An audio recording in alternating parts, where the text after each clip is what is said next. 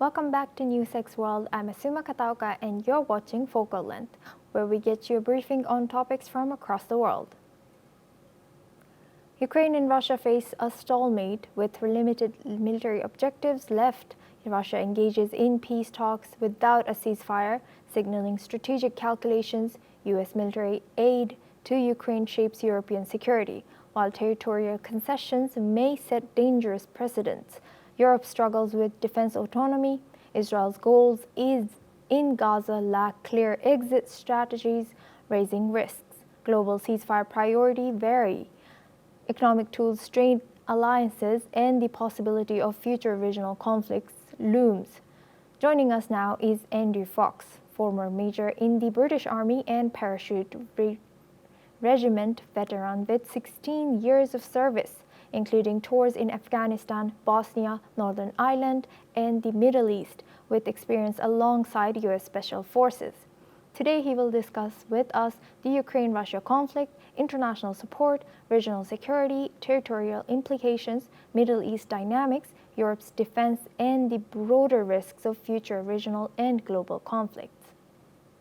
Thank you very much for joining us today in our news. And my first question is, having served alongside Special Forces and with insights into high-level military diplomacy, why do you think Russia is willing to engage in peace talks but resists agreeing to a temporary ceasefire?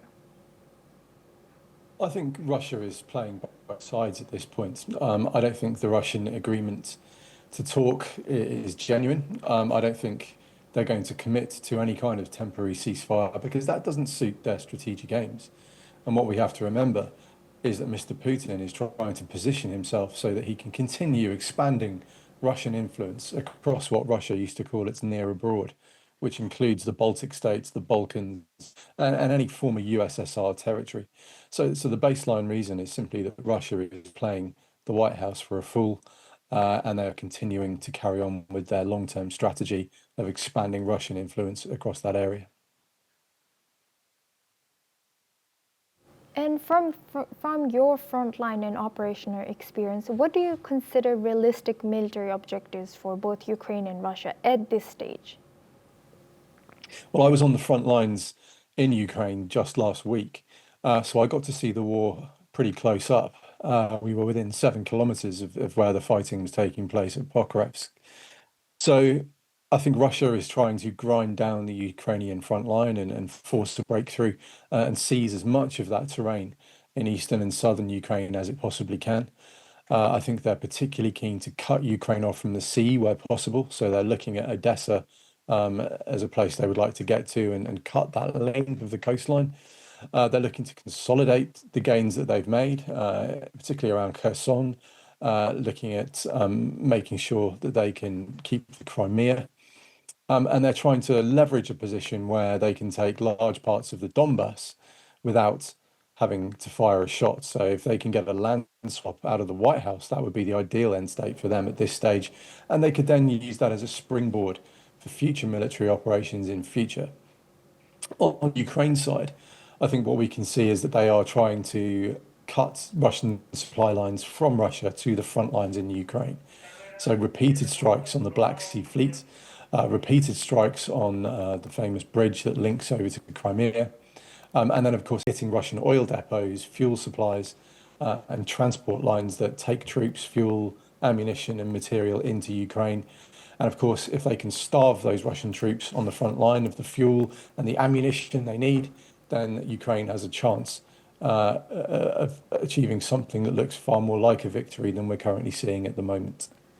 And based on your knowledge of military logistics, how do you assess the future trajectory of U.S. military aid to Ukraine, and what impact might it have on European security dynamics?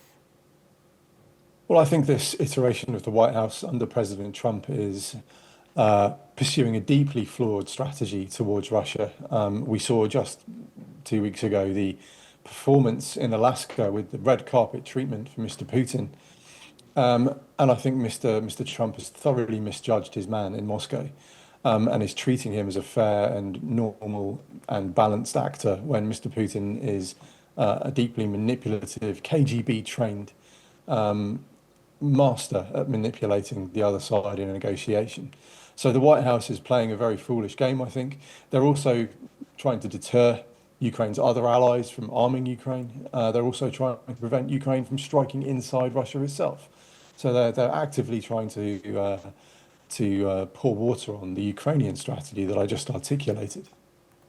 What this means, I think, is that Europe has to make a push for strategic autonomy.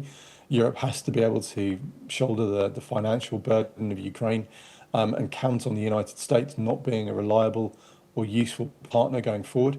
It would be great if the White House has a change of heart and continues to provide Ukraine with part of what it needs, but I think that is looking less and less likely. So the struggle with maintaining that strategic autonomy for Europe is, of course, the various diverse viewpoints that sit within the EU itself. Everyone has their own defence priorities. Everyone has their own perspective. For example, Germany is reliant on Russian petrochemicals, and Hungary is quite openly a Russian ally. And so there are inherent tensions within the EU that will need to be overcome before the EU can mount a coherent and effective system of support for their own defence and for Ukraine's. And Major, now the EU, looking at the EU is aiming for defense autonomy from a strategic and logistical perspective. So what are the most significant obstacles to this goal, and can Europe truly become a self-sufficient military power in the near term? I think Europe can, but I think it will take time. I've already spoken about some of the challenges. Other challenges are the fact that Europe has allowed its defences to degrade to such an extent that it's going to be very difficult to rearm at speed. Now, Poland has done a very good job of this, but they're the outlier. And I think the Polish have maybe set the model for how you rearm in a hurry, because the Polish understand the Russian threat. They've lived through the Soviet Union days, and they know there is no chance they're going to give up their freedom and go back to being a slave state to Moscow. So Poland does give us a way forward, but we certainly need to make sure our armaments factories are capable of rearming at speed and continuing to rearm in the event that we start suddenly burning through large supplies of our ammunition stocks. And then there's the issue of trying to somehow replace the many NATO command structures that have been so heavily reliant on the United States. And if we lose the US completely, then replacing those command structures, replacing those methods of working together is going to be exceptionally tricky. So I think what Europe needs to achieve that kind of strategic autonomy is to run a dual track. So keep NATO, keep its form and function until such time as all those other problems I've articulated are able to catch up with where Europe needs to be. So rearmament and the structures you need to send a fighting force into the field in a unified manner across a large alliance. And now, Major, looking at Middle East, based on your expertise in Middle Eastern security environments, what major risks do you see in Israel's proposed post-conflict plans for Gaza? Well, I think the biggest risk is that they make the same mistakes that we made in Iraq and Afghanistan, and they try to nation build as an external actor. I think any reform within the Palestinian areas, be it the West Bank or Gaza, need to be Palestinian driven. And that's the biggest obstacle, because fundamentally there are two opposing viewpoints here. Israel wants to continue as an independent nation state, and there are far too many Palestinian factions who want to see the state of Israel gone, replaced by a Palestinian state. And until that fundamental impasse is overtaken, I don't really see a way forward to peace at this stage. Of course, the other biggest threat to Israel at the moment is the significant civilian death toll in Gaza.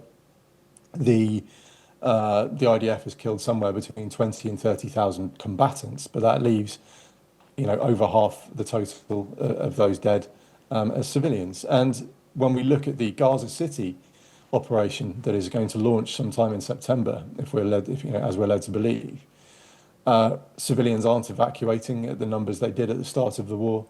Hamas are also encouraging, if not forcing, people to stay within the combat area because Hamas has a long-standing human shield strategy, and they want to maximize civilian deaths in order to lambast Israel on the world stage. And if Israel does go ahead with the Gaza City offensive, my fear is that civilian casualties will be even higher than they have been so far. And that will lead to a genuine security risk of isolation on the world stage for Israel. So I think they're currently trying to leverage their military force to force Hamas to the table for a deal to release the Israeli hostages. But they're then running a huge risk if that pressure doesn't work and they end up having to go into Gaza City to fight through those remaining Hamas positions. Right. And now looking at US and tariffs, in your view, could economic pressures such as tariffs inadvertently drive US partners like India closer to adversaries such as China and Russia from a strategic alliance perspective? Yes, absolutely. I think the way the White House is going around the world treating everything as a transaction is deeply damaging to the United States alliances and allies. And India is, of course, fully included in that. There's the added complication, of course, that the White House seems incredibly close to Islamabad. They seem to still be taking information from the ISI. They seem to still be being played by Pakistan. And that is a clearly concerning thing for India.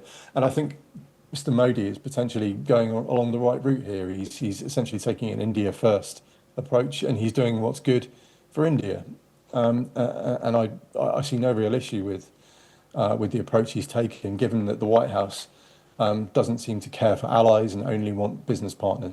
And then it makes perfect sense for all of America's allies to shop around the world and find the best deal they can, whether that's with Washington or whether it's somewhere else. And lastly, with your extensive experience in global conflict zones, do you foresee another major regional or global conflict emerging soon, or what proactive measures could help prevent it? I think the biggest concern for everyone right now is Taiwan and China. That's the one flashpoint that hasn't erupted yet, but we're certainly seeing China beating the drum of war with the rehearsals and the messaging that's coming out from Beijing. The the chance of this happening, I would say, is higher than it has been for the very reasons I've spoken about, that Mr. Trump is not showing he's a good ally to his partners. He's not showing that America has any inclination to step in and defend their partners. And we've seen that through the sort of very negative approach they've taken to Ukraine. And they seem to, of course, be relatively hands-off in the Middle East as well. So China has a long-standing desire to acquire or reacquire Taiwan. And I would say that is probably the one global flashpoint that we need to monitor incredibly closely over the coming years and months. And following up on that, Major, what's your take on Iran and the E3 sanctions on Iran? I mean, I think these are overdue. I think the snapback sanctions should have been brought into play a lot sooner. It's very clear that Iran has not been sticking to the deal and has been working on a nuclear weapons program. At the moment, I think Iran is chastened. They took a very heavy beating from the Israelis earlier this year. Their nuclear program wasn't destroyed, but it did suffer a significant setback. And I think Iran is likely to stay relatively low until Trump is out of the White House, in the hope that whoever succeeds Mr. Trump is going to be less keen and less willing to stand so closely next to the Israelis and so willing to use military force against Iran itself. Thank you very much. Thank you, Major Andrew Fox, for sharing your invaluable insights and drawing from your extensive experience in some of the world's most complex conflict zones. Your expertise has truly enriched our understanding of these critical geopolitical and military issues now. With that, it's a wrap on this episode of The Focal Length. For more international news and updates, stay tuned on NewsX World.